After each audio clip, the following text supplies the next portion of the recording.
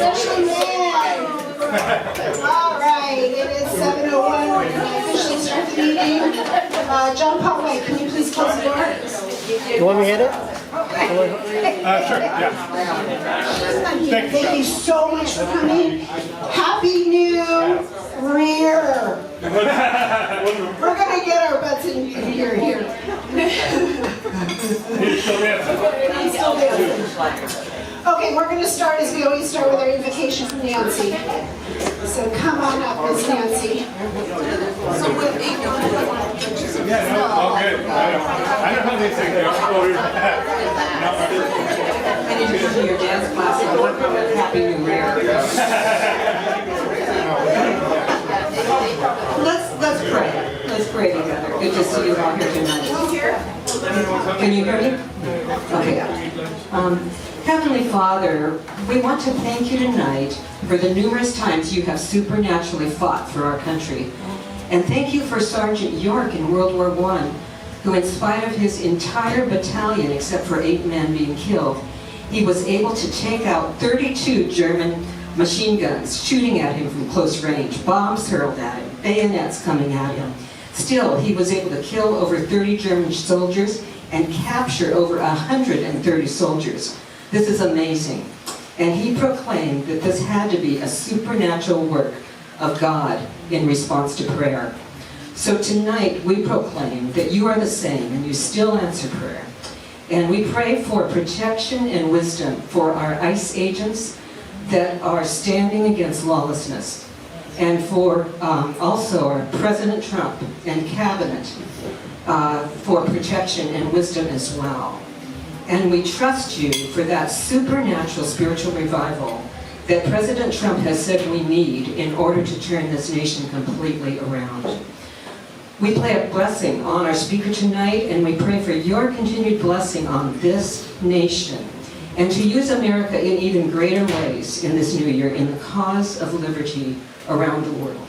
Amen. Thank you so much. Does anybody want to lead the Pledge of Allegiance? Can we all stand, please? Put your hand over your heart. Yeah, I can do it. All right, y'all ready? Yeah. Salute, pledge.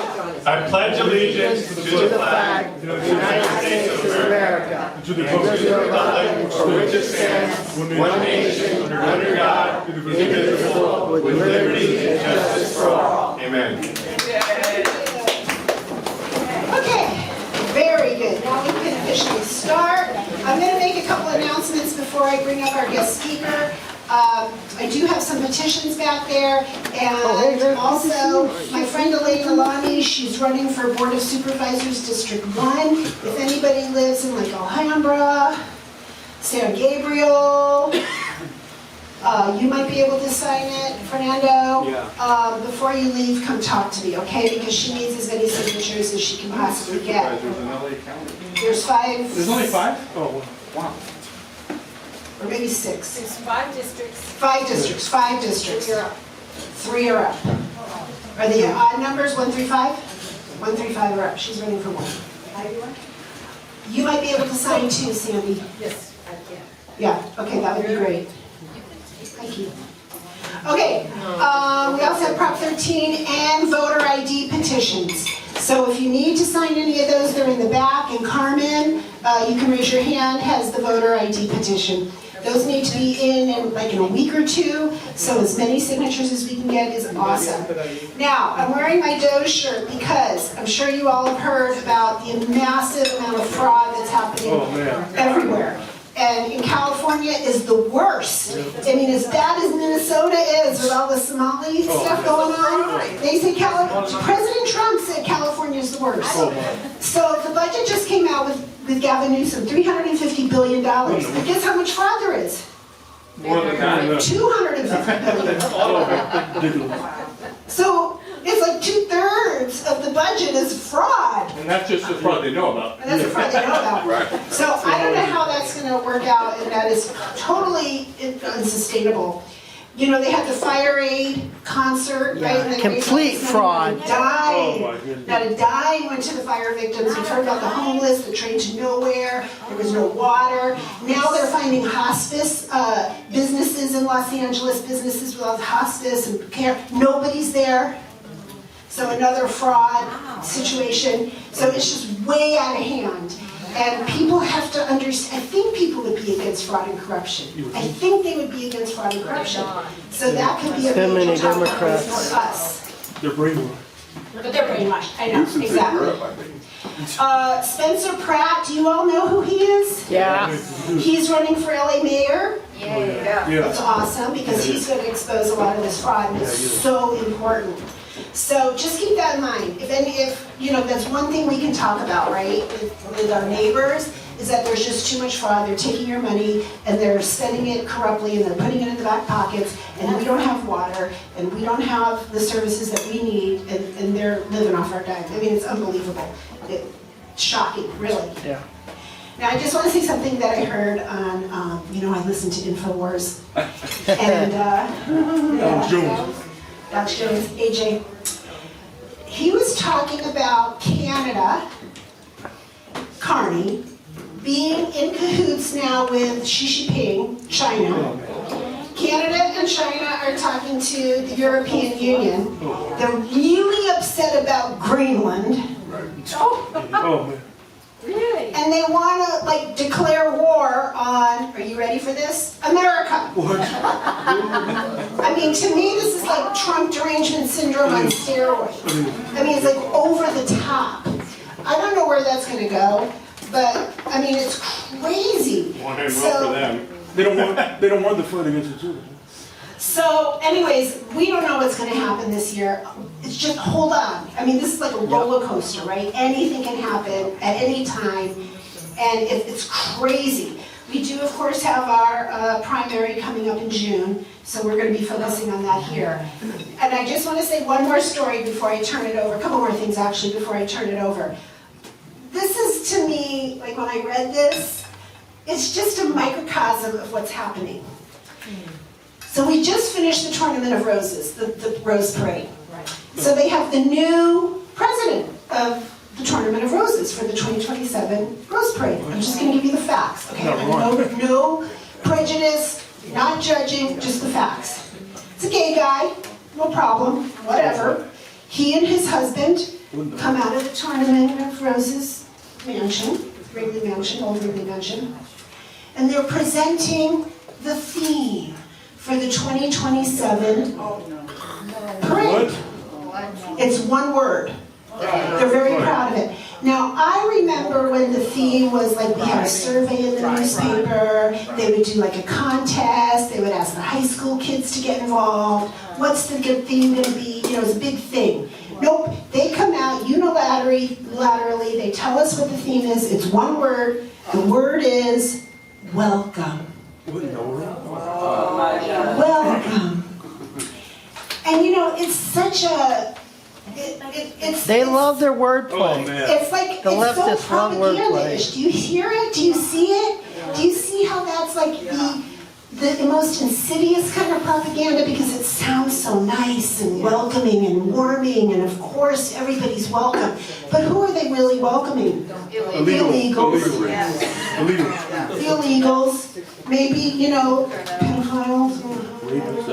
So, I mean, it's a big problem. You know, this is just how they're getting to us. This is how they're getting to people. They make it sound so wonderful, when in fact, it's the opposite of that, right? It's the opposite of that. So they've already come out with it, so that's going to be the word of the year, is welcome. Here in Pasadena, I want to throw up in my mouth.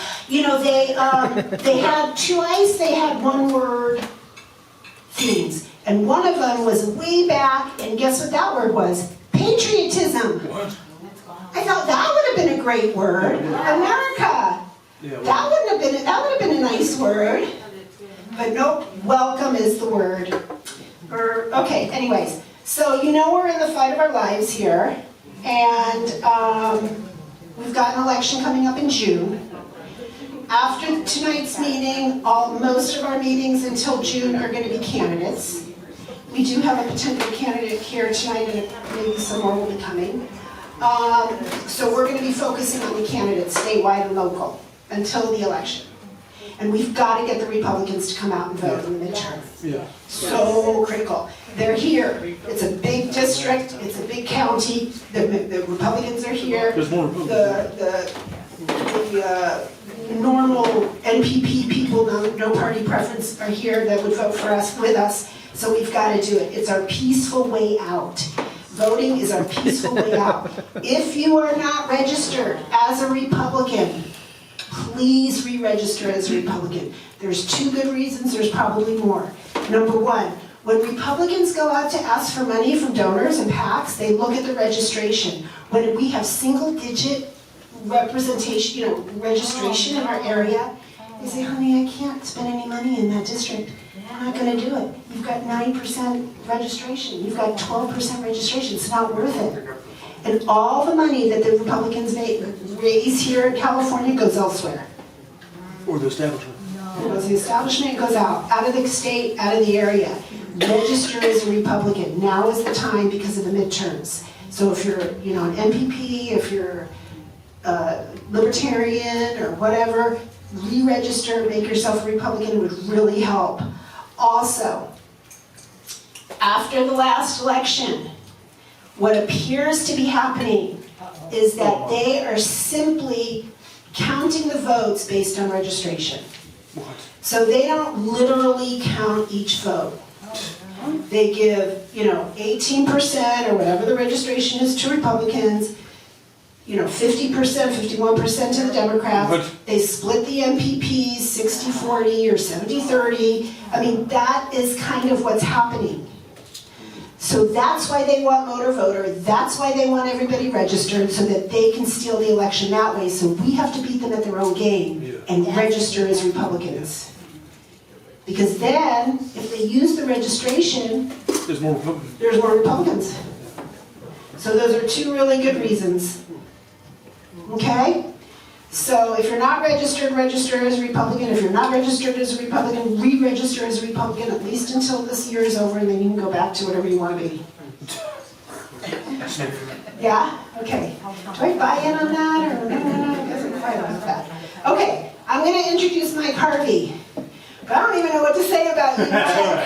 He's all over the place. He's up and down the state. I see him all over the place. He's got a podcast. He's on a mission, and he's got his cowboy hat. And why don't you come up and tell us what you're all about? Please welcome Mike Harvey. All right, thank you, Molly. And I gotta say, I've been to a lot of places all over the state to speak. You guys maybe don't realize how great you have it. This is one of the coolest venues I've been in. For those of you who don't know, I asked the staff upstairs earlier. I said, "You guys have like a bunch of punk rock concerts here?" And they're like, "Oh yeah." I was like, "Okay, that reminds me of a place I used to go to in Bakersfield all the time. Go to punk rock concerts." So, and I don't always. Actually, I rarely drink, but they have my favorite beer upstairs, and the bartender heard me shout when I saw they had Kilkenny beer. So if you guys haven't had that, you're beer drinkers, go try it out.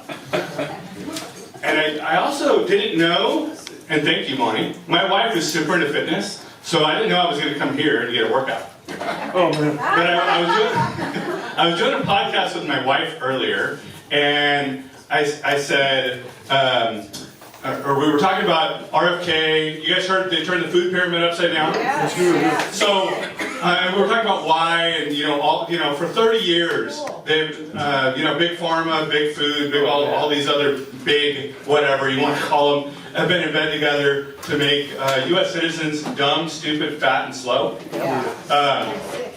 So I said, I asked my wife, and she's basically a fitness model. So I asked my wife, I said, what do you think is going to be the repercussions from them changing this? She said, well, I think America's going to get smarter and be less, at least reduce the obesity epidemic. I said, so if Americans are getting smarter, there's going to be less liberals? Yeah. Anyway, little bit of housekeeping. When I talk, I'm going to be talking to you about a few things tonight. So I've been traveling the state, working with Turning Point USA, College Republicans, and several other groups. for years now. When I speak, I'm going to be talking about, we have a 10-year plan for flipping the state. Be showing you guys what that looks like. And then we're going to talk about a current high school district, second biggest school district in the country, where I come from. We're doing a recall on two individuals. I'll tell you why at the end of this and why that matters to you guys. So, also, one more quick housekeeping. I do encourage feedback, I do encourage questions, but if you ask a question, I'm going to bring you the microphone. We very likely end up putting you on the podcast. So, you guys want to do that? You're open to that? Would love it. Love feedback. So, let me get started here. So, the problem in California, no surprise, intentionally bad management. Now, when I first put this together, I had bad management, and then I was thinking, well, I don't think it's an accident. There's a lot of people like to go around and say, well, Gavin Newsom's an idiot, and they say that. I think his ideas are idiotic, but he's actually very smart. What he's doing to the state, what he's done to the state, what the supermajority legislature has done to the state, they're the reason, by the way, in case anybody didn't know, I'm sure you all know, that we lost Prop 50. But the supermajority, they're all doing this on purpose. But the big question then becomes, why? Why? What's driving it? What's their motivation? Anybody want to take a stab at this one? I'm sure there's lots of good answers. But corruption. What else? Satanism. Satanism? Yeah. Good one. I haven't heard someone bring that one up before, but I do agree with you. How about control? Control. Yes. Power. Communism. Yep. All of those answers are correct, but at the crux of it, why do we see fires, high crime, especially in this area? This is, for those of you who don't know, I don't say this everywhere else I go, this is the most important part of the state. We have the most Republicans here, regardless of the fact that it may not seem like that, but LA County is a quarter of the state's population. Yeah. So no matter how you slice it, it is the most important part of the state. They have been running this gamut, racket, whatever you want to call it, for quite a while. Decades, probably my entire life, maybe even longer. But why? Because they know the high crime, the bad management, fires, all of these things drive people like you and I out. So the more they drive us out of the inner city, the bluer it becomes. And at scale, it becomes the state of California driving all the patriots to Arizona, Nevada, Texas, Florida, and other states. So that's exactly what they've done to this state, but we cannot allow them to continue. Silence is acceptance. And I know this room is full of patriots, full of people that use their voice, full of people that push back, don't allow that. But we need to remind our friends and family, we do not accept this. We have to speak out against it, because if we just give up and or leave, this continues to spread across the rest of the country. Now, what's worse? The Republican response. Now, again, I do distinguish between conservatives, which is, I venture to say most, if not all of this room, and Republicans. Not the same. The Republican response, or lack thereof. Just like we saw in Prop 50, what did the state GOP do for Prop 50? Anybody have any input on that? As probably about as much as the fire aid went to the fire victims. Big fat goose egg, right? So I'm gonna flip through some of these because some of them are not for you guys. But so why has this been solved? Short-term thinking, fragmented efforts. You guys have seen, especially. Anybody else notice that since Charlie died, the division in the party has gotten tremendous? More and more? Yes. Anybody familiar with this? Travis and I were talking about it, and some others earlier. Nick Fuentes, one of the worst creatures to ever pretend to be part of the Republican Party, part of the conservative movement in my lifetime. We have to fully denounce this dude because they're nothing but a group of Nazis. Fear of institution, no leadership pipeline. We're gonna get to how we're solving that as well here in a little bit. Narrative, and then we've been the party of consultants, or as some would call it, the establishment, and mailers for I think my entire lifetime again. So, what does red mean when we say we're turning California red? Well, let's talk about what it doesn't mean, and then I'll get into the 7 non-negotiables. So, doesn't mean necessarily winning every statewide office. It doesn't mean we're going to do this overnight. It doesn't mean one charismatic leader like a governor, like a Schwarzenegger. Schwarzenegger, by the way, if anybody who doesn't know, had a massive negative impact on our state. You guys know the top 2 voting system is because of him? No. Yeah.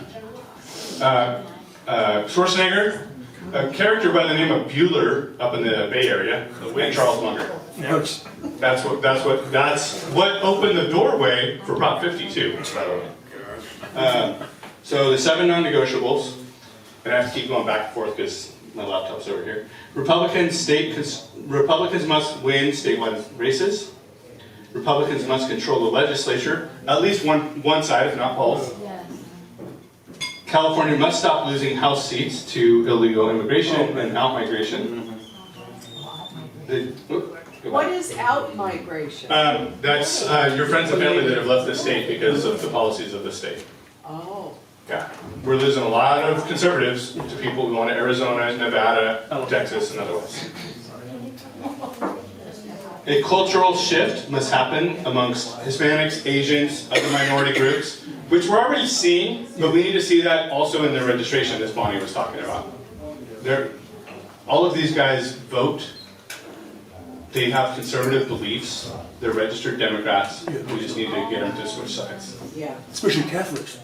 Yeah. Great They're point. strong Catholics, they should be voting. Churches. This is one of my cornerstones, actually. Churches must become centers of civic engagement again. Oh, Run voter registration. Preach boldly. Not be afraid. Trump changed that. A lot of churches were hiding behind. Trump took away their excuses. They were hiding behind. Well, we can't say that because we'll lose our 501c3 status or whatever.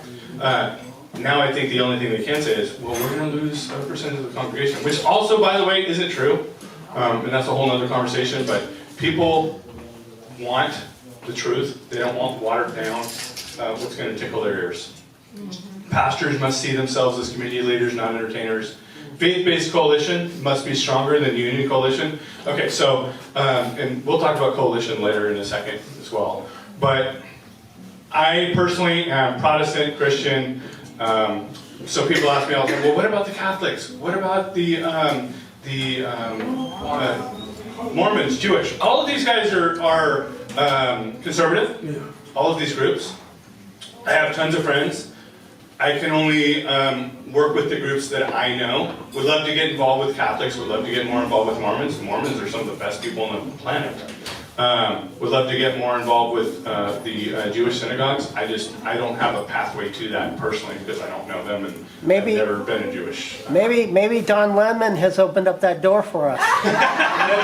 Did you guys see what happened recently? No, go ahead, Travis. No, I was just going to say, I mean, maybe Don Lemon opened up that doorway because now if they start attacking the churches, the conservative churches are going to say, what the hell is this? We don't want this. So. Oh, right, with what happened, recently. Yeah. That was, absolutely insane. Yeah. Hopefully some people go to jail over that. Yeah, seriously. Number 7, conservatives must build a statewide movement, not just campaigns. Not just show up every 2 years or every 4 years, run a race. God bless the candidates, especially in the LA region, because they're fighting an uphill battle. But we need something bigger than that. We need something, a machine. Essentially what I'm talking about is what the GOP is supposed to be, but they're not. Right? Establishment.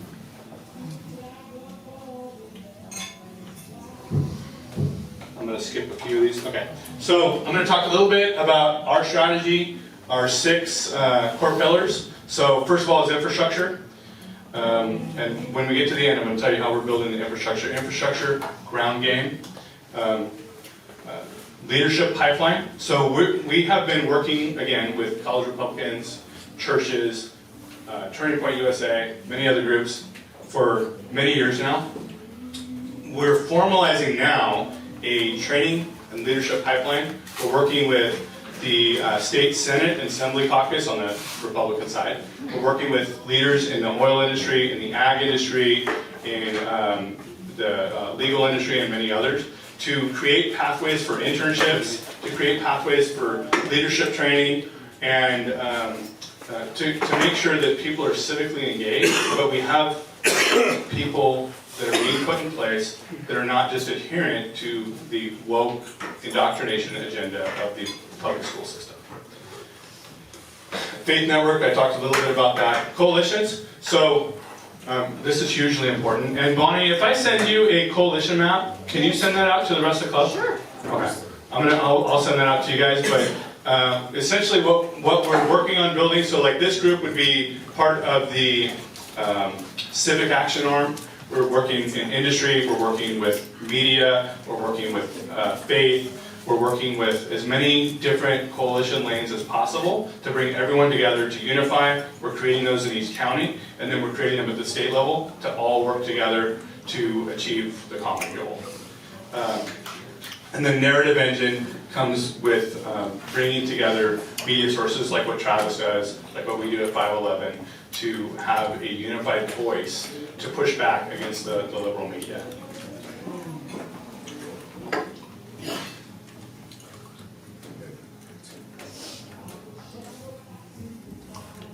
So, talk to you real quick at a 10,000 foot level about the 10-year plan. Phase 1 is building the systems, building chapters, building leaders, data, donors. Essentially, all of the infrastructure that needs to be built in order to scale to do the rest of the work that needs to be done. Phase 2 is 2028 through 2030. We will be activating in more counties throughout the state. Thousands of trained leaders through our initiative, work with the young folks, both at the high school and college level and beyond. Phase 3, statewide influence, conservative ground game everywhere. So, and again, I'm going to talk to you more about that ground game here in a minute. But having a bench of candidates ready, because I don't know if this room in particular, but one of the biggest problems our site has is we have no leadership track to get people into state senate, state assembly, and beyond. We're constantly scrambling in whatever district that is to find who can raise their hand. Meanwhile, the leftists have a pathway from high school all the way up, and that needs to be created on our side. And again, it breaks my heart, honestly, to have to say this. This is what the GOP is supposed to be doing. Yeah, it's true. Somebody has to step up and do it, so that's what we're doing.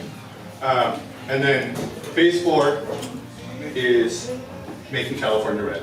This 10-year plan at a high level, conservative governance, permanent culture-driven, irreversible. We need to build a force just like the left has, the long-term plan just like the left has, to take this state back. And that's what we're missing. That's why we're still in this position we're in.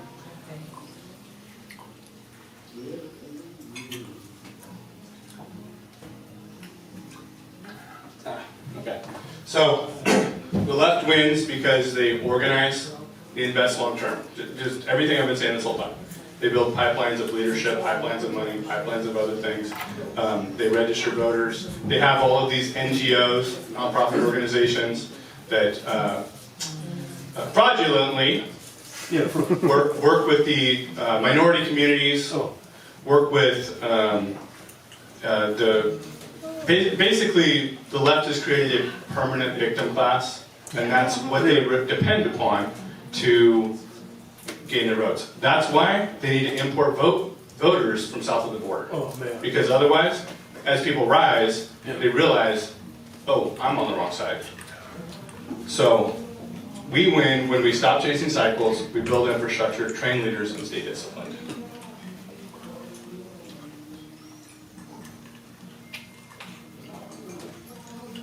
Okay, so a little bit about our organization. We have, aside from the media company, we have a 501c3 nonprofit, a 501c4 nonprofit, but we're not a PAC. We're not a church replacement. We do a lot of ministry stuff, but we're not here to replace the church. We're here to support, engage, and encourage the church. We're not a personality cult. This isn't about me as a personal leader. This isn't about anybody else. This is about what matters for the future, for our children, and for our grandchildren. This is not a one-cycle effort. It's not social media. We are infrastructure, leaders, faith-driven. Faith-driven is the most important thing to me. I did ministry. I was involved in ministry, church ministry, youth ministry for the better part of 2 decades before I ever got involved in politics. And long-term strategy.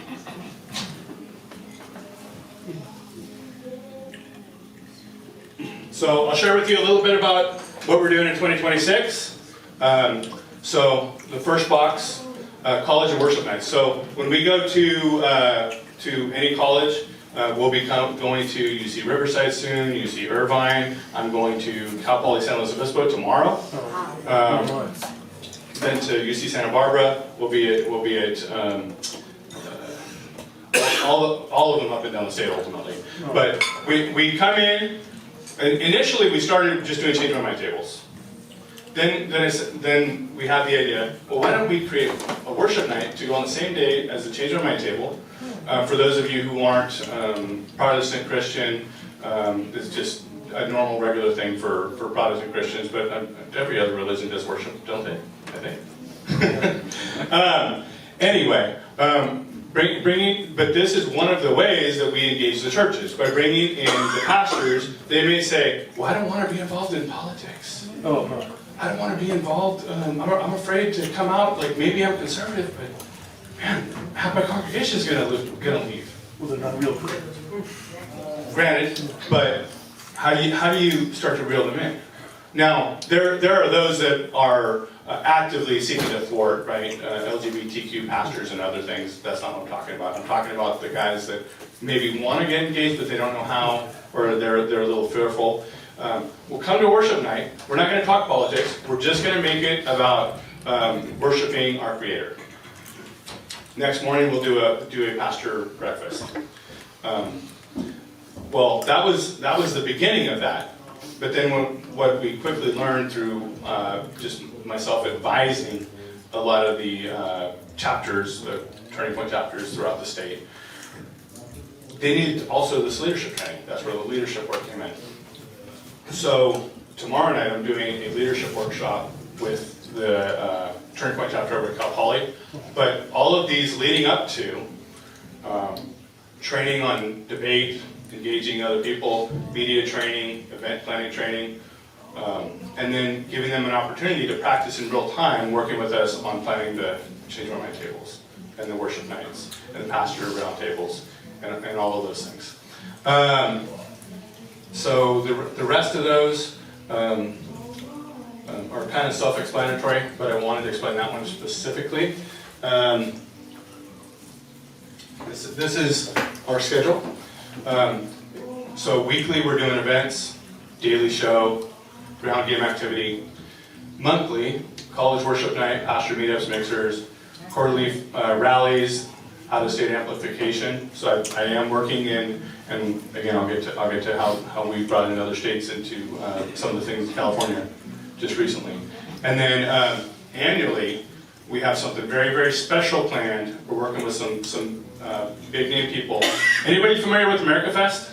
Yeah. Okay. I've been involved in America Fest. We've had booths over there for several years now. And after this past year, I said, what if we did something like this in California? Yeah. So that's what we're doing. Cool. We're doing California Fest, Southern California. We're working with people that have been involved at the highest level of Super Bowl. We're working with people at Super Bowl halftime show, big concerts, people that know how to really do this stuff involving Turning Point and other groups. And this isn't, anybody here been to a GOP convention? Yes. This is not that. Good. Establishment. It's not establishment, but it's also not boring shoot me now type of material. What our vision is, rock concert meets church service, right? We want to get people pumped up, excited that we are going to take the state back. Will there be food there? No food. I was going to have it, but since you asked, I'm taking it away. You should talk to Ross Johnson. Okay, maybe you can connect me. Yeah. So that is what this year looks like. So that'll be. I did want to do that big California Fest right before primaries, but we don't have enough time to pull that off. We are going to do it right before midterms happen. So get people excited to go out and vote. Any idea where it will be? We're thinking either Orange County or San Diego. Huntington Beach. There. Could be Huntington. It needs to be Southern California, somewhere that's a destination. I'm from the Central Valley of California. Nobody wants to go to the Central Valley, even though I love it personally. It's the easiest place to get anywhere else in the state from. Irregardless, doesn't matter. People will go to San Diego. People will go to Orange County just to go to Orange County and just to go to San Diego. They want to have it in a destination spot. So, anyway, that answers your question. LA, I think, is not the right place for something like that. What? No, a minute.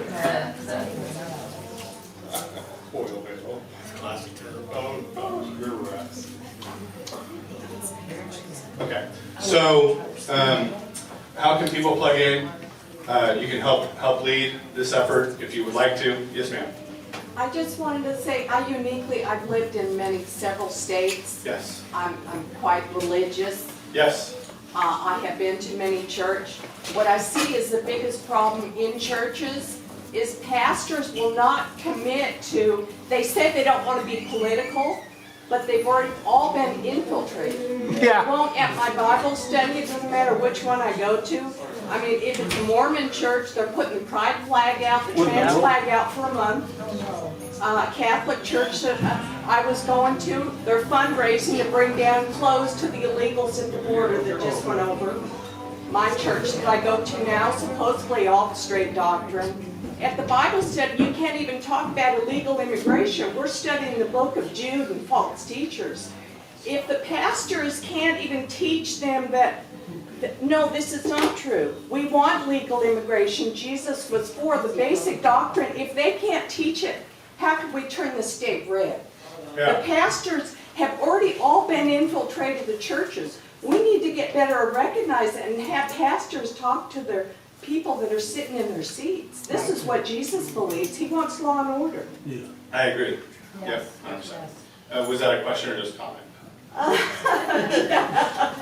Yeah, just, Just comment. how can pastors get better at talking to their constituents and telling them the truth? It's work. You got to get it pulled in. Now, again, I live in Bakersfield, Kern County, very red area. My pastor is part of Trump's team, so it's a little bit different scenario for me. So maybe down here it's like that. It's not like that across the rest of all of the state. Yeah, our Archbishop. Orange County has a lot of great pastors. It starts with our Archbishop. And don't forget Mr. Jack Hibbs. Oh my gosh, yes.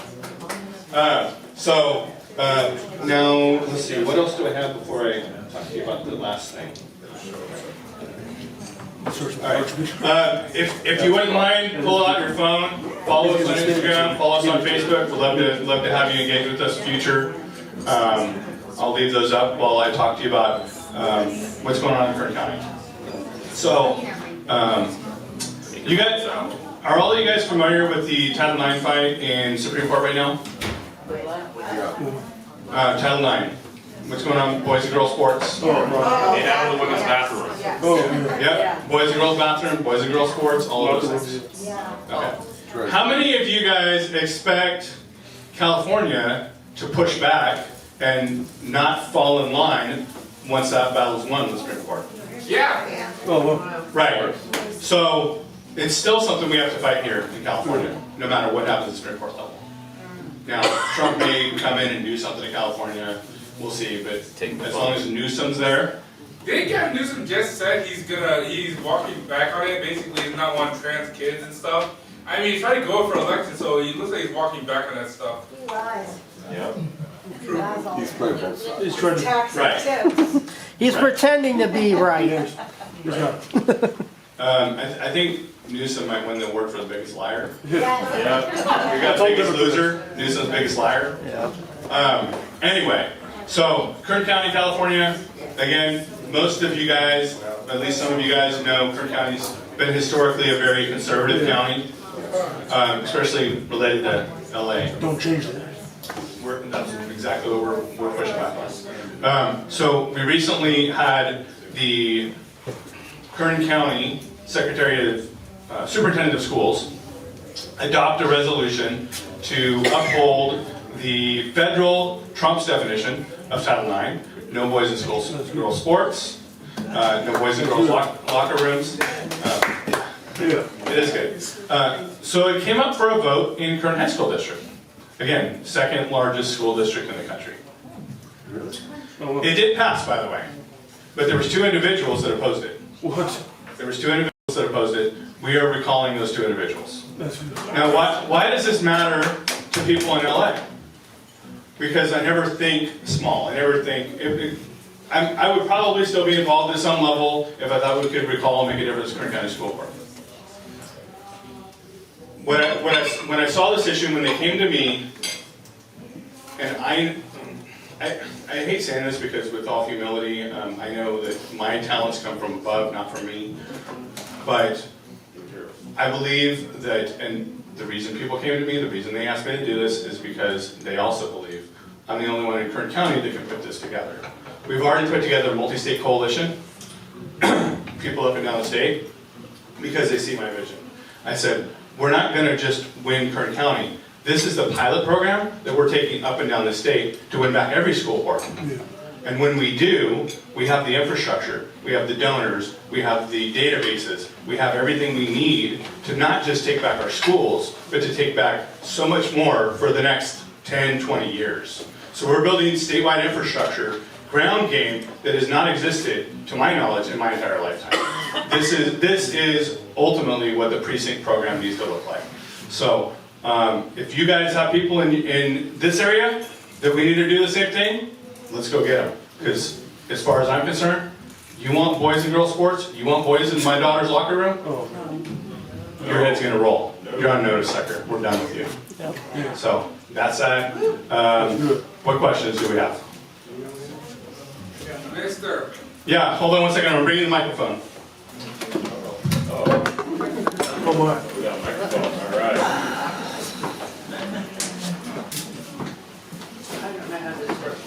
When are we taking back Greenland? Great question. I don't know the answer to that question. My focus is entirely on the state of California right now, so that's not a California specific issue. I don't necessarily have an answer for that. Who else has a question?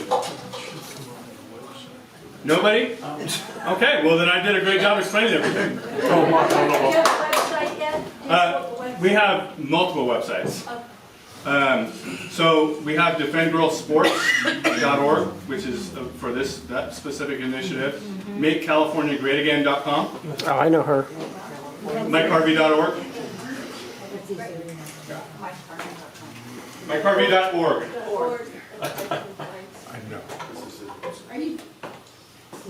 Are you done?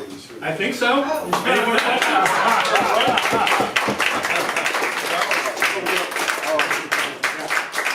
So I love everything you say, Yeah. but is the harm that the Democrats can do in the next 10 years, is there any way we can? The harm. In Well, we 10 have years, to don't build- we have to build the 10 years, groundwork. we don't have enough. I get it. 10 years is too long. Yeah. That's what we were saying back there. You're like 10 years, we barely at 10 months. But anyways. We're working both long-term and short-term. That's good. Yeah, good. Okay. So No, I get it. we're not waiting for 10 years to do anything. No. Right. We're building a 10-year plan. All right. Okay, so nobody has any questions for Mike? I mean, oh, who's, Ben. Oh, get him, Ben. Come on up, Ben. Hold on, I have a question for you, Ben. Oh, Why did you you wait until I was done to come in?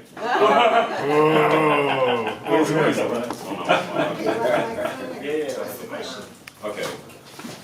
So I guess you've been busy because I like all that stuff. So I've basically been doing the same thing that you're doing, and we basically need to communicate. So I just want to ask, because I guess maybe I missed it, who here is not on the Pasadena Telegram channel? If you don't know what Telegram is, just raise your hand if you don't know what Telegram is, okay? I know. Okay, so one of the things that we need to do, okay, is flatten the communications. Everybody needs to be on the same page. I mean, I'm assuming you all get Bonnie's emails, right? Okay, very good. Okay, so we need to somehow figure that out to get everybody here, okay, on Telegram. Maybe we just need to do a tech day. I did that at my CRA, which they forced me to be the president of, so whatever. Anyway, so I'm now that. But point is that if everybody's on the same page when it comes to communications, not text, because I mean you can only have 20 people on a group text, okay? So if we all get on Telegram, we'll see who doesn't have Telegram. Okay, keep your hand raised. Just look out for somebody without gray hair or something. And say, hey, what's Telegram? And then And don't be afraid of it. yeah, and That's a big one. The point is that all this doesn't work unless we flatten communication. So what I did over with Dennis is hiding in the back somewhere. Okay, some of us were meeting last night at Cigar Lounge, and we all got on Telegram, and now we have an ability to all communicate properly. So that's really what it comes down to. If you want all this to work, we all gotta say, hey, get me on the Telegram. That's how we communicate, because it's the best app to communicate. Facebook, they'll ban you for using the wrong pronouns or something. So, And Ben, yeah, not all of us with gray hair are technology illiterate. I'm aware. But that's why you have the workshops you just said. Yeah, that's right. But that's my question. So, like, I mean, Was there a question? That is a question. Who's not on Telegram so that we can make all this work? Yeah. So. What's the benefit of Telegram? The benefit of Telegram is that you can create large groups and then we can't get banned. Like, remember during the lockdowns, everybody got knocked off of Facebook in those massive groups? Yeah. Okay, well that doesn't happen. So that's why we need to do it. So it's very important. And you learn a lot of stuff, because everything that gets circled around with the young people, now you know what's going on. Because there's a lot of stuff that happens on Telegram that most general news, like online stuff, doesn't get around with. So when you're on Telegram, all the latest stuff that like may not even, like even leftist, patriot, whatever, it all gets circled around, so you know what's going on everywhere and everything that's going on. It's very informative. Everybody shares everything on Instagram. You know, Yes, I can put that on my email. Yes, I can. a lot of us got banned for life. I did under Biden on Instagram, Facebook, and X. After Elon, a life ban. And I was not a regular, but I turned into one on Trump's website. I got 50,000 followers, and then I had my account stolen. But the point is, who's helping us to get all those accounts? Because you can't believe the people on Trump's side that they're like, you know, we're not getting regular communication because we're still banned for life. Well, that's why Ben is suggesting Telegram. Is your Telegram private or public? Should be public, or I don't know. It's Greater Pasadena Yeah, I'm on it right Republican now. Assembly. I'm trying to figure out how to QR code it. Okay, see if you can QR code it. I don't really know. Okay, sad question. Okay, yeah. So we have the Republican Party, which has no communication. We have all these other little groups, which has no mass communication. And are you suggesting that now Telegram, that we hook up with Telegram to find out what's going on? I don't think that that's gonna I'm get the suggesting millions that. of people that we need. You're saying To for make a now to difference. do. I'm To make a difference. I'm suggesting that because, like, okay, so for example, because Telegram exploded during the lockdowns, it was the only one not banning people. All right, there's massive groups out there that, you know, are little political celebrities like Michael Flynn and, you know, some of the frontline doctors. Those things have turned into like spam, basically. What we need to do is hyper-localize again. Okay, we can't, I mean, we can still use the tools of the enemy, Facebook, Instagram, okay? But we need to have a place where we can not get banned and share things that we need to share. So for example, you know, the commies are out in South Pasadena or something like that. You know, Somebody just roll over with the megaphone. You don't have to stay there. Just give them something, and then we can get a clip and throw it up on the Instagram. Somebody will do it. You don't have to do it. Many hands make light work. Okay, so it's that type of stuff. Ben, isn't the owner of Telegram like in a different country because he doesn't want to give the He's a Russian guy. Yeah, yeah, Russian. and he doesn't want to give backdoor access Right. to Telegram. That's why he's out of the country. In France, Sergey. Oh, yeah. Yeah, the owner of Telegram is outside of the U.S. because he doesn't want to allow backdoor access by the CIA or any other party, so that it remains private. Correct. So, You just had a question? So, I wanted to know what people's opinion on this. So recently, among the circles, there's been an increasing amount of gun ownership over fears of ICE, and the Black Panther parties actually kind of has been having a comeback over fears of ICE. So many of them have been getting guns, like assault rifles and stuff, and been appearing in anti-ICE protests. Yeah. those guys are not well trained. No, they're not. A lot of those guys are using .22 caliber rifles, and they're not going to do much damage with that. And they're not even wearing bulletproof vests for the most part. So if they try to do over anything in Minnesota, they'll get cut down real quick. Oh, yeah. It won't be very long. So. It's also a little bit of a propaganda machine by saying, now they're coming out and saying, we want the Second Amendment to protect ourselves against ICE. Before they didn't want the Second Amendment, but now they want the Second Amendment to protect themselves against ICE. I think that's a little bit of a propaganda spin on the Second Amendment. It's So, intimidation. They don't care about Second Amendment. Yeah, but because, again, the propaganda machine is dissing ICE. And they're saying, they're coming after illegals for no good reason. And they're taking grandmas away, and they're pulling children away from their parents, and doing all that. When indeed, they are going after people who have criminal records. That's the goal of ICE, is to get the ones with criminal records. And remember, if you're in this country illegally, that by itself in definition is a crime. Yeah. Okay, we are going to have open announcements. If anybody wants to make an announcement or a comment, come on here and line up so we can boom, boom, boom, boom, boom. Let me make a few from my notes, then we'll have open announcements and discussions, and then we're going to adjourn the meeting at 8:30. The Pasadena housing providers, no, the rental housing board has an opening. Do you know anything about that, Dennis? Do you know much about that? Do you want to come and talk about this? About that? The Pasadena Rental Housing Board. This is a legitimate board. Yeah, has an opening. It's not really a legitimate board, Well, it's but it is a board. So in Pasadena, we have the worst rent control, the strictest rent control ordinance in the state. It's comprised of what's called the Pasadena Rental Housing Board. By Measure H, which unfortunately was voted by the public, because they were lied to, 7 of the 11 members must be tenants. What? So must be, because there's 7 districts in Pasadena, and each district has to be represented by a tenant. Oh, man. So the other 4 are at large. Now Google those other 4, and they're all tenants. so there is no democracy at all. So one member just resigned for whatever reason. So there is an opening, and we're hoping that somebody you have to be a resident of Pasadena, and if you're a landlord, we need representation on that board. So I think the deadline is March 3rd to apply. What do you guys do? The board? Yeah. Well, we're against the board. The board was created by the Rent Control Act, which is called Measure H, and it's governed by not the city council, which every other city in the country has the city council govern. This is an unaccountable board called the Pasadena Rental Housing Board. It does not report to the city council. The city council does not want responsibility because they're doing all kinds of crazy things and getting sued and everything. The city is saying, well, that's not us. It's the Pasadena Rental Housing Board. They're independent. So we need representation. Landlords need representation So it's a fair deal. We're not trying to overturn. By a fair deal, what do you guys do? Do you find housing for people, or is that what you're doing?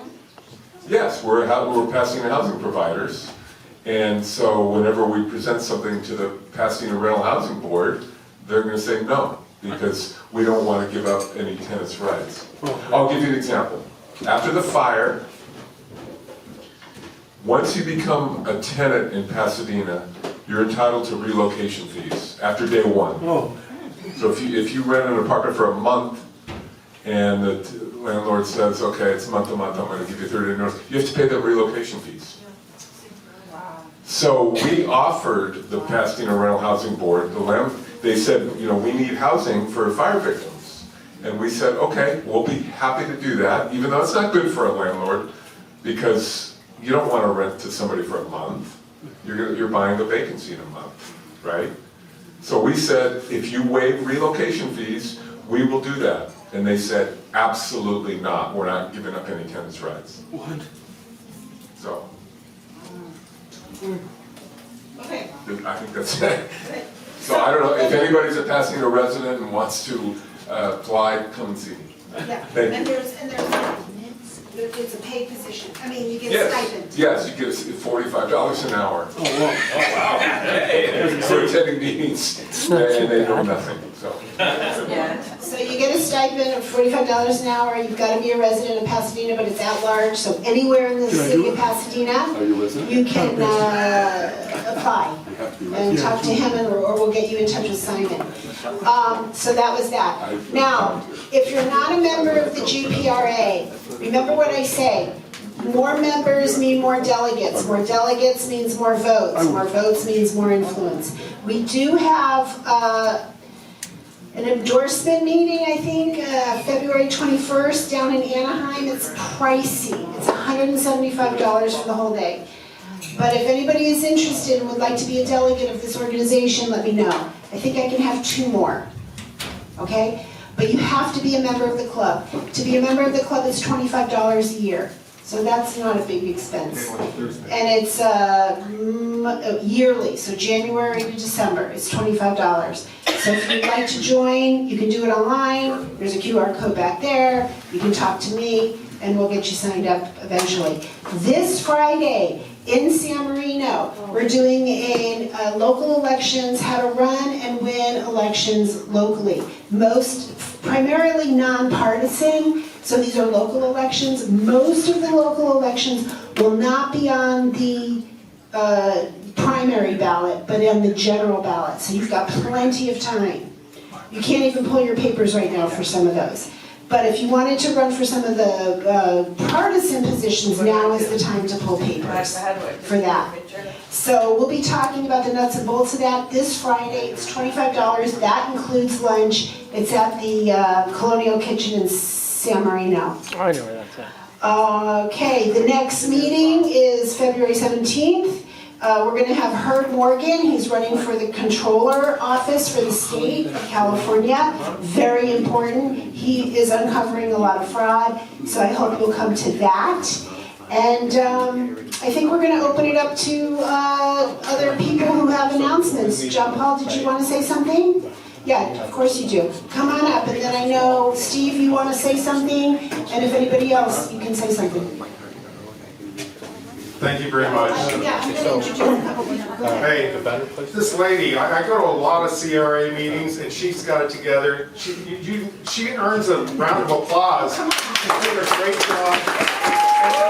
Look at her reaction. That justifies. No, she says, come on, you know. And who's this guy that just spoke with the hat? Mike and I are both from Bakersfield, so I've known Mike for a long time. I love what he's doing, and I just unplugged it. But anyway, I hope that you consider going to the convention in the end of the month. I'm running for one of the vice president spots. I've been involved for a long time. There are a lot of reasons. The California Republican Party is a major reason of that. Everywhere I go, people from CRA are telling me that Ronald Reagan said, we're the conscience of the Republican Party. Well, I don't believe we are anymore, and we need to be again. And I'm offering my services to take back the Republican Party in our state and in our counties, and God bless you. You gotta learn how to speak up, John. Yeah. Did you have a question? Yeah. What's your question? So I've been hearing, mostly online of it and sometimes in person. I've been hearing that the one main reason why the GOP has a hard time winning in California specifically because we tend to be a bit of the outer party, like, you know, we're like the party of more crazy the South stepchild. of the actual California itself. And for a lot of people, they see us as too radical and stuff. And, yeah.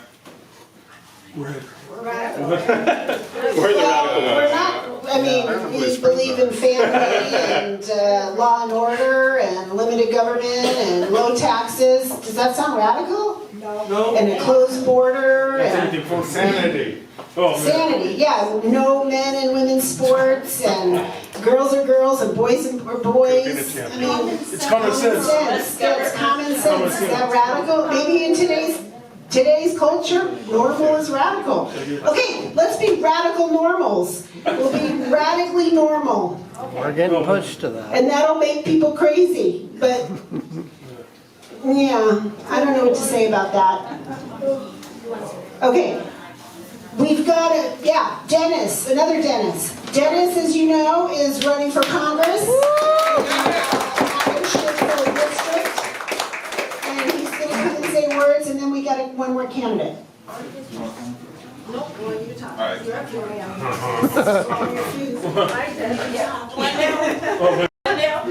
Yes, District 30. You got that right. No. I am, yes, I'm running for Adam Schiff's old seat. District 30. Yeah. Give it up for Adam Schiff. Oh, man. Exactly, no. Shifty shift. Cool.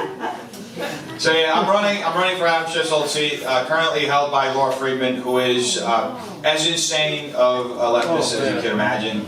A lot of the pain that you guys are actually feeling in Pasadena, it's also spread out through Burbank and Glendale. A lot of the rezoning, a lot of the stuff with the BRT line, the 7-story, you know, housing with no garage. That was all Laura Friedman. So she co-authored that bill, and then went up, got upgraded to Congress. So, yeah, this is who I'm running against. She's also very much pro-transitioning children. She's every sort of crazy policy. She got endorsed by the Democrat Socialists of America. That's the party that has been eating the Democrat Party from within. That's where Zohar Mamdani is from. You know, he's part of the DSA. She was endorsed by them. They also have a very robust mail-in ballot collection system, where they basically collect. They have a team. I think this last election they spent between $150,000 and $200,000 collecting ballots just in her district. The mayor of Burbank actually was bragging about after the election was bragging about getting her 11,000 votes in this manner. So. If you guys want a quick breakdown of how that process works, they go from building to building, they collect all the left behind ballots, and because there's no signature confirmation, they can just put whatever they want on the ballot. So that's how it's been going. That's literal voter fraud to the fullest extent. And this is the kind of thing where, I don't know how many of you were paying attention this past week, but there was a case in the Supreme Court, a Republican in Illinois won. Meaning that the decision now gives us the freedom to sue the state and the county based on their rules before the election. That's good. So that's what I'm planning on doing. All right, we have a team together. I'm gonna sue the state and the county before the race even starts. Yeah. And I've been going around colleges, I've been going to, these sorts of meetings, I've been going to churches, and what I can tell you is that from talking to all sorts of people from all sorts of backgrounds, we're all out there. The thing is that nobody's been energizing us, and a lot of us just lost hope.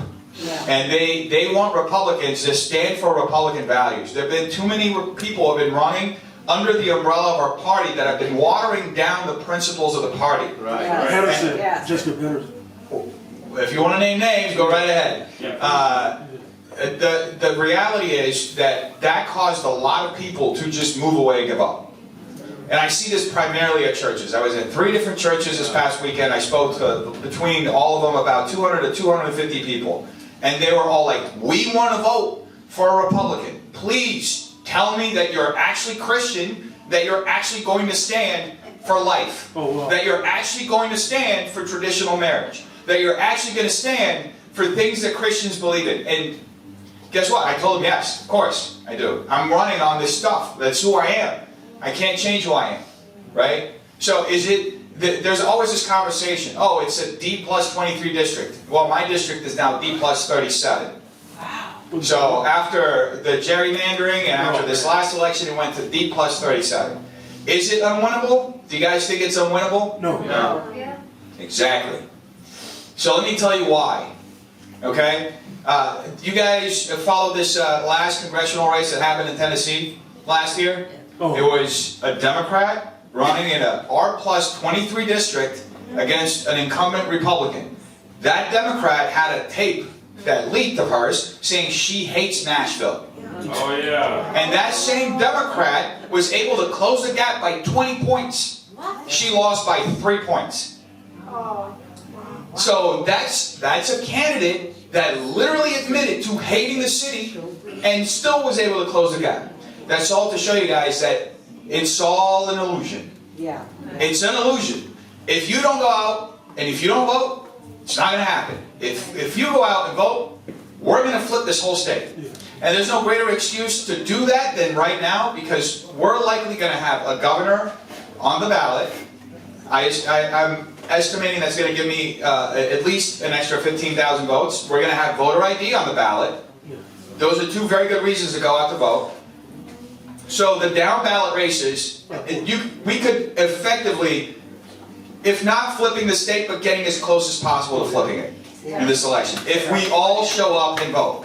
So that's what we have to do, and we have to tell, and we all know people like this. We know people who are discouraged, who just don't believe that it's worth voting anymore. Oh, what am I going to do?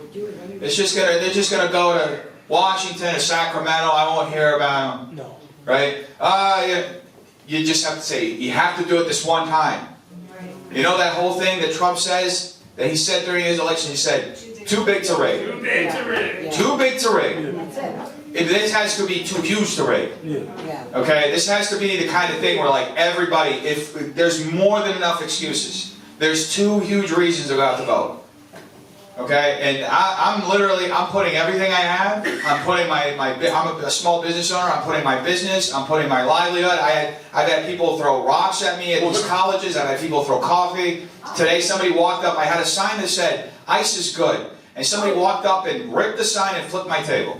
Saw that. So, and this happens at least once a week. So, we have to be out there. And for every person like that, I get 10 people that walk by like, "Thank you for doing it." So we're all out there. There's more. Okay? There's more. There's way more of us. Just to give you a little bit, another data point. As far as registered Democrats, 40% of the state. Registered Republicans, 23%. Looks like a huge, unwinnable difference, right? It's not. Look at the NPPs, 27%. Boom, it's over. We win over the NPPs. We bring just 90% of them. We flip the state. Most of them are Republicans anyway. They just got sick of it and are like, I'm not doing anything, There are a lot of moderate Democrats too. I door knock every weekend in Burbank between 50 and 100 doors. And there are so many Democrats that are just aching for something different. I've had Democrats tell me, you may be the first Republican I'm going to vote for. Literally. I'm not getting any, when I tell people, it's one of the first things people ask me, what is your party affiliation? Are you a Republican? I tell them, I'm a Republican. I haven't gotten a single door slammed in my face. And I've been door knocking for the last 4.5 months. So that's hundreds on hundreds on hundreds of doors. So when I tell you that people out there want something different, and we are the change. We're literally the change. We're the other option. Now, I'm not talking about hopey change like Obama. I'm talking about we actually have proof of concept of going in there and doing things that work. Our ideas are common sense, and we know how to work things.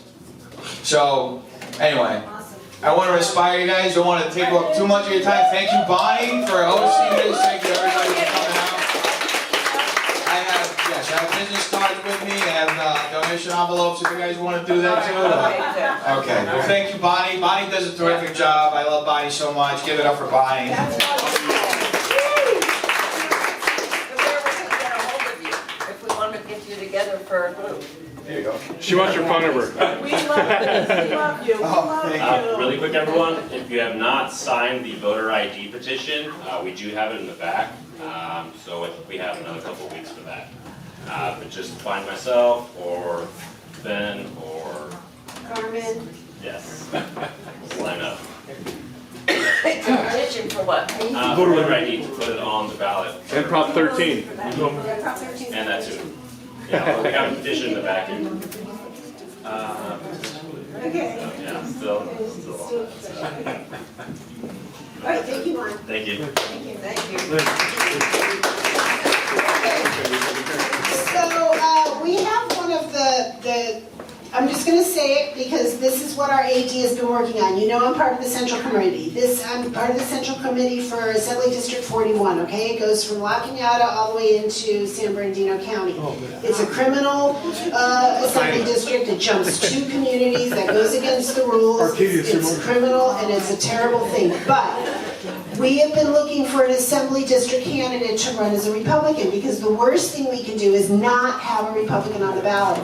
That's the only way we're going to grow the party, number one. And if we don't have a Republican on the ballot, then, I mean, we don't have any options, right? So we, as an assembly, have been talking to one of the governor candidates, Cheon. I don't know if you know who Pastor Cheon is at Harvest Rock Church. I mean, you know, he's a great guy. He's running for governor as a Republican. My personal opinion, he does not have a chance to come into the top 2. I don't believe that's going to happen for him. But with his influence and everything, we thought he would make a great assembly district candidate. He's right here. This is his backyard. He's got some money. He could saturate the area. He's Asian. He's Asian, but he's not willing to consider that. So, Oh, man. but here's the good, that's the bad news. Here's the really good news. We have a Republican candidate willing to stand up for AD 41, and he's here tonight. Adam, come on up.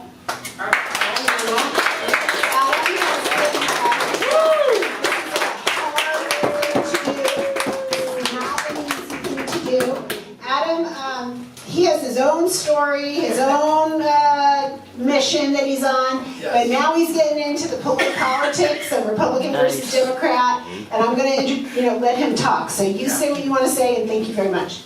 Hello everybody, my name is Adam Vina. Just to give a quick story on my situation, how now I'm getting involved in this whole thing. I basically lost custody of my 2-year-old son 5 years ago. Oh, yeah.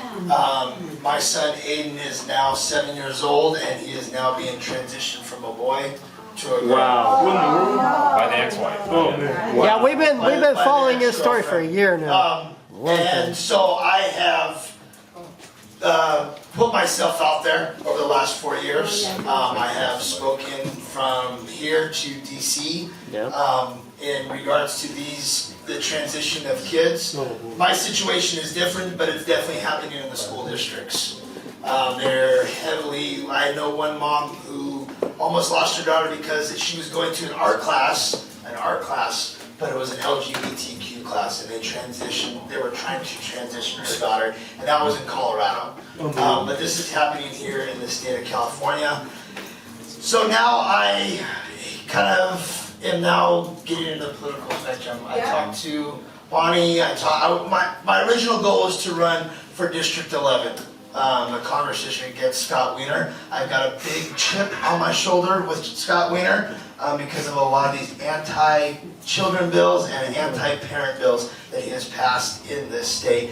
Just to give you some of them, SB 107 he is an author on SB 107 that made California a transgender sanctuary state. So if the child is living outside of California and it is not getting gender affirming care in that state, they can come to California on the taxpayer dollar and get gender affirming care. We've got AB 665. AB 665 is going to allow the family courts to Take your kid. to basically take your kid but criminalize the parent who is not gender affirming. What? We've got AB 1955, we've got 957, we've got 495. So California is 100% against the parent and 100% against the child. California is trying to rip the child away from the parent and say, and we have Scott Wiener on note saying these are our kids. Sorry buddy, these are not your kids, these are our kids. So now, this is where I'm at. I realized that going to rallies and that is not going to solve anything. We can scream at the top of our lungs, but it's not going to make any change. The change is going to happen within the state. And we need more people to challenge. I don't like using left or right or anything like that, but we need to challenge these people that are going after the family unit. We need to go after the people that are going after our children. We need to go after these individuals who are evil. Thank you. Evil. So now I'm in the infant stage, very infant stage right now. We just talked last night, but I will be getting with a group of people and start to do signatures, paperwork, whatever it takes. But my number one priority is the family unit. My second priority is children. My third priority is family court. If I can use this platform to go after family court and defund family court, go after CPS, go after child support, so not one other father or one other mother is getting ripped from their child's life, that's what I'm in it for. I don't want to see it happen again to anybody. So, I am that.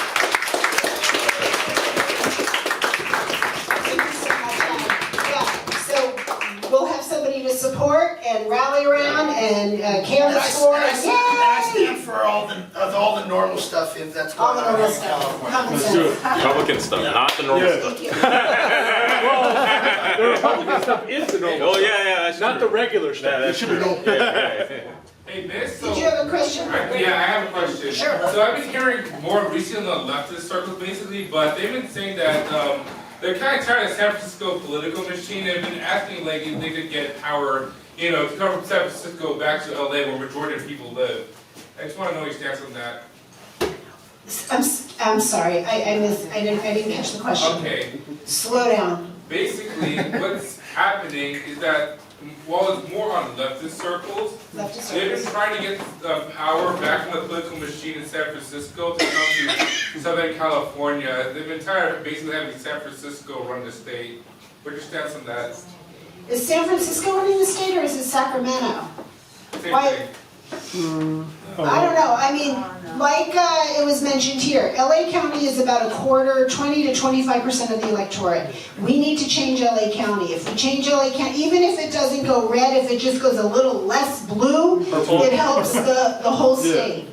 This is the county that matters. There's over 1 million registered Republicans in LA County.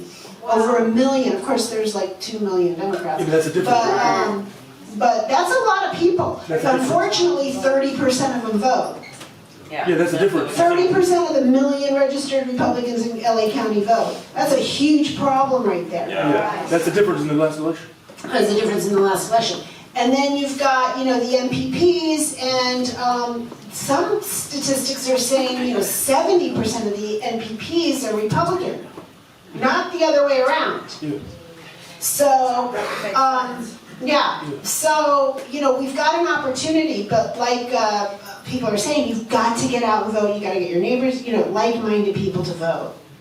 And I don't understand why people don't want to take to the polls, except that they are so demoralized, and they think that their vote is stolen, and it doesn't matter, and what's the point, and it's just me.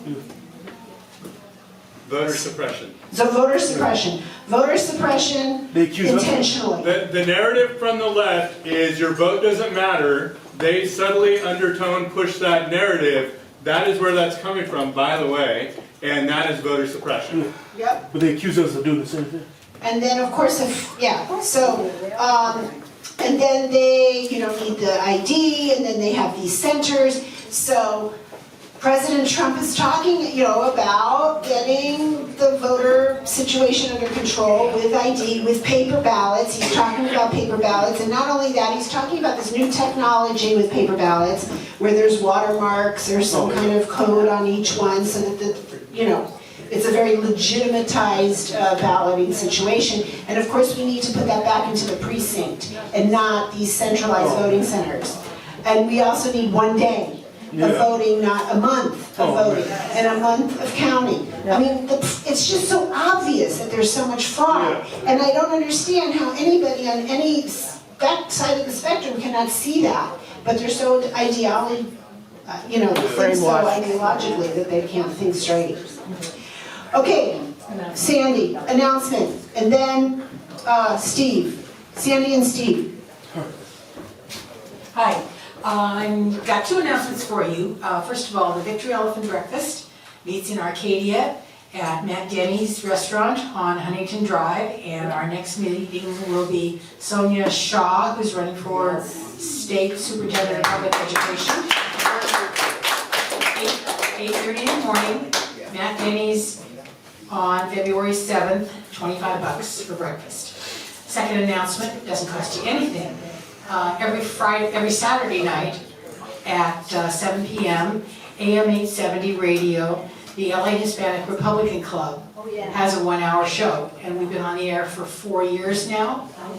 And our goal is to find money and find candidates and support them so that no seat goes unchallenged. So I invite you to listen to the radio show. I invite you to come to the Victory Elephant Breakfast. Thank you. Oh, one more thing. If we only lose statewide elections by 40% in LA County, we win. Yeah. So we can still be losers here, and we can win the whole game. Yep. Yes. We just have to lose a little less. Yeah. So we don't even need to win. We just have to lose a little less. That just sounds so awful, but I mean, it's true. Okay, Sarah, you have another question or comment, and then Steve is coming up. Yeah, so basically, something else I've noticed that also, the DNC have been recently making gains in the Midwest and especially Texas. The Midwest is because of, currently there's been rising prices as Trump has not been able to do inflation as much as people thought he would. And there's also been a health insurance break recently. And in Texas, it's more due to the, what's his name? You know Ken Paxton? Yes. Yeah, so it found out he was charged with corruption, and he's currently running for Senate. Really? So he's actually looks like the DNC may win that seat, as the other choice is the corrupt Ken Paxton.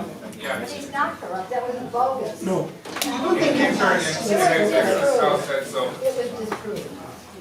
But a lot of Californians moved to Austin, Texas. They wanted to get away from crazy California, then they go to Texas and make out Texas crazy. I mean, that's what happens. A lot of people, a lot of Democrats move out of here because they don't like what's happening here, but they don't change their voting. They don't change who they are. They don't change who they vote for. They don't change their ideology. They move to a better state, and then they turn that state blue. But they're not going to turn pink. So, they don't connect the dots. I mean, that's all I can say. They're just not very bright. Okay. Oh, yes, ma'am. Are there any resources that have been allocated or efforts that have been initiated to try to get the LA County right? Well, we do have an LA GOP. We have groups like this. There's a lot of new California Republican Assembly groups popping up all over the place. But we're grassroots. LA is grassroots. It's a really tough nut to crack. Yes. So how do I find those? Because I kind of found this location just from doing general research. Oh wow. Yeah. Well, LAGOP.com, I believe it is. John Birch Society having meeting this Thursday in Lucknow. Yeah, John Birch Society has a meeting this Thursday, the Victory Elephant Breakfast in Arcadia. So we have some, independent groups, but and you want to get on the Telegram thing so that there's one place to go. But it's a huge county. It's a huge geographical county and very dense with a lot of people. But that's the kind of infrastructure the GOP needs, absolutely. And it used to not be like that. Back in the 70s, 80s, the LA GOP was very formidable. It was, there was huge meetings, there was a lot of people, and of course the state was red at that time. We had Ronald Reagan and whatnot. But they decimated it by design. This was all by design in order to get us to where we are today. So now we have to build from the bottom up. We are still at the bottom. But let me tell you really quickly my own personal story, and then I'm going to bring up Steve. I got into this in 2020 after the stolen election. I called the LA GOP. I said, what are we doing? We just got our election stolen. What are we doing? Nothing. Crickets. Zero. They hung up on me. I'd call like every week. What's happening? What are we doing? Do you know that they would actually call candidates and tell candidates not to work with me because they realized that, I was MAGA or whatever I was, and I was not one of them? The LA GOP would meet here in Pasadena. I was very fortunate that they were meeting here in Pasadena, so I would go. This is 2021. This is before I started this group. In the summer of 2021 is when I started this group, so it's going to be 5 years this summer. It was unbelievably bad. I could not believe the head of the LA GOP, the dais they had up there with all the people. I mean, I hate to talk badly about people, but it was so incredibly bad. There was more, maybe the whole LA GOP was about the number of people in this room, okay? Yep. It wasn't a very big room. It was incredibly bad. And slowly but surely, the grassroots started to show up. They would literally call the cops on us. They would literally kick us out. But slowly but surely, we would keep coming back, and things got incrementally better. We got rid of the LA GOP chair. We instituted another gentleman by the name of Tim O'Reilly. He did some good things. He's gone now. Now we have Roxanne Hogue. She spoke here a couple of months ago. We're getting a little bit better. We're getting a little bit more organized. A lot of our central committees are getting filled with MAGA, America First Republicans. Slowly. We have lots of assembly districts, 52 in Highland Park and Eagle Rock, empty. Now, there's no assembly district. There's no Republican assembly district. 54, no assembly Republican district. This is a huge problem. There's still rhinos, I believe, in insurrection, though. And there's a lot of people still in the party who are not on our side, believe it or not. Bueller, that guy, somebody mentioned his name. He's not on our side. These are establishment Republicans who go along to get along. Maybe they're also corrupted too. There's a lot of them are not against, we're against Trump. So during, they didn't want to endorse Trump for the 2020 election. The CAGOP did not want to endorse President Trump. We couldn't get them to do it. We would go to the conferences. We would, we would all vote. I mean, us would vote for endorsing Trump, but enough of them said no. Enough of them voted no. They're ridiculous. And we didn't endorse him. It's incredible. We're going to try to endorse a governor, on February 21st, but we'll see. I think the governor will be able to do it, but I don't know. So my point is, we don't have a good infrastructure. We have terrible Republican leadership, just terrible, in California, all across the board. But we got to start somewhere, and So this is where a we're perfect starting. place to start. So It's up to you. It's up to you too. It's up to all of us. We need you guys. This is all hands on deck kind of a situation. But it's pretty simple. And that's why we started this in 2021. There was nothing here. And so we build little by little by little by little. And I appreciate you all coming so much and being a part of it and coming every month. And thank you so much for God doing bless that. you, Bob. God bless you. God bless you guys. Thank you, Bonnie. I I was taking a picture of this packed house. I can't believe this. I'm so impressed. I've spoken here a couple of times. You didn't promo when I spoke like this, Bonnie. Come on. Oh, man. Yeah, this is great. So I took some photos. I'm from Arizona, and this Patriot Free Press is published in Quartzsite, Arizona, and I try to make it a point to distribute over here in California. Thank you. Oh, yeah. Behind the enemy lines over here, right? That's good. But we're going to do a story on this group, and I took some pictures of Bonnie earlier, and I wanted to get a picture of this crowd. That's why I stepped over here before anybody leaves, so I can show what a great attendance you had tonight. So there's some on the bar back there. Take multiple copies and share those with other patriots, and we'll hope to get you in the next issue, February, March, with this group, and then you can help distribute those around the county and around the state. I've spoken here a couple of times, probably to 15 or 20 individual California Republican assemblies. And then in August of 23, I was honored to be the keynote speaker in Big Bear for the 58 counties for the state convention, and our friend Nancy was there with me, Nancy Weigel. And I have really felt like California, we have to save California to save our country. So I've spent a lot of time over here because I used to live here, and I have family living in Orange County and many friends in the Los Angeles area in Los Angeles County. But we, I don't know if Bonnie didn't mention, but I'm media relations for Sheriff Richard Mack and the Constitutional Sheriffs and Peace Officers. I don't know if most of you know who he is, but legendary sheriff that saved our Second Amendment back in the 90s. For the first time in the history of the country, that sheriff sued the federal government and won in the Supreme Court. And Sheriff Mack's been a friend of mine for over 25 years now, so I've been working with him for about 7 years, representing on a voluntary basis. And I would come over here and speak at our own expense, and the way we were able to finance our speaking engagements over here is through our company that my business partner and I own called Patriot View, and we've been very successful with financing our speaking engagements and then supporting the CSPOA. We just had a big conference in Washington State. They're trying to eliminate the office of sheriff in Washington. Yeah. Seattle. So yeah, Seattle area specifically.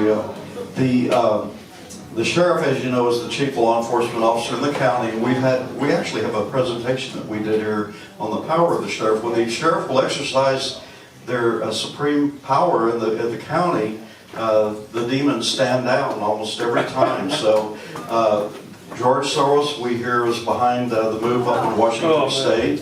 And so we had a big conference a couple of weeks ago, and General Flynn, who's spoken at our conferences in Las Vegas, came and spoke at this event that we had, and we were supporting a lot of the sheriffs that were concerned about the elimination of the office. And the reason the sheriff is so powerful is they're elected by we the people.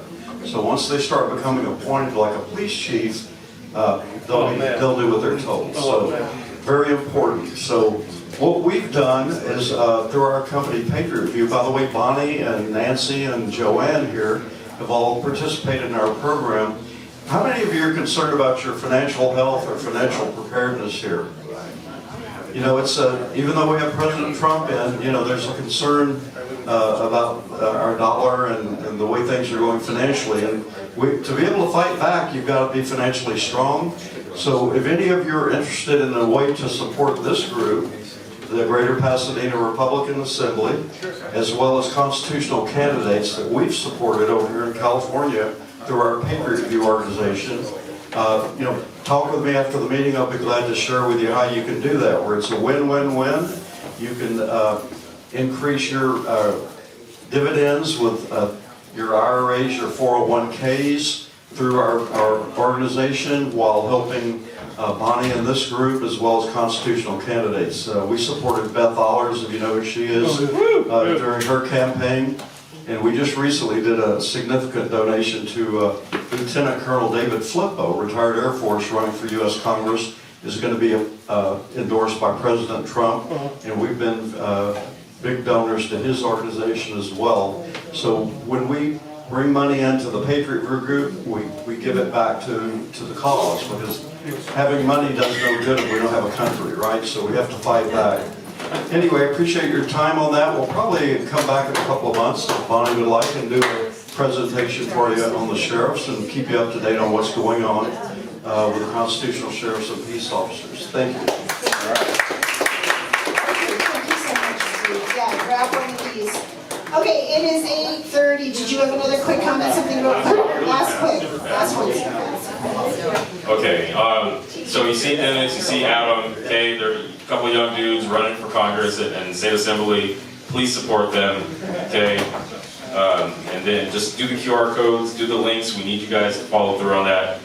It's really hard to follow up with everybody, so just, yeah, it's really easy to take responsibility and just, you know, it's $25, it's a couple beers at the bar, honestly, these days. So it's not that much money, just get it done so we can win.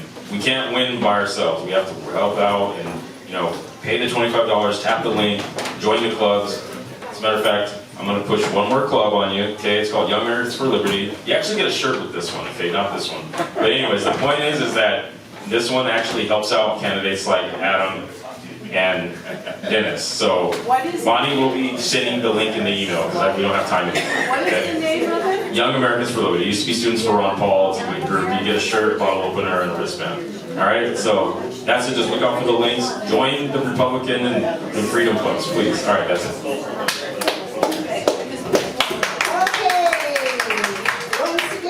Thank you so much for coming out. Happy New Year, Happy New Year. And thank you, and I hope to see you next month. And the meeting is officially adjourned. Thank you so much. God bless you all.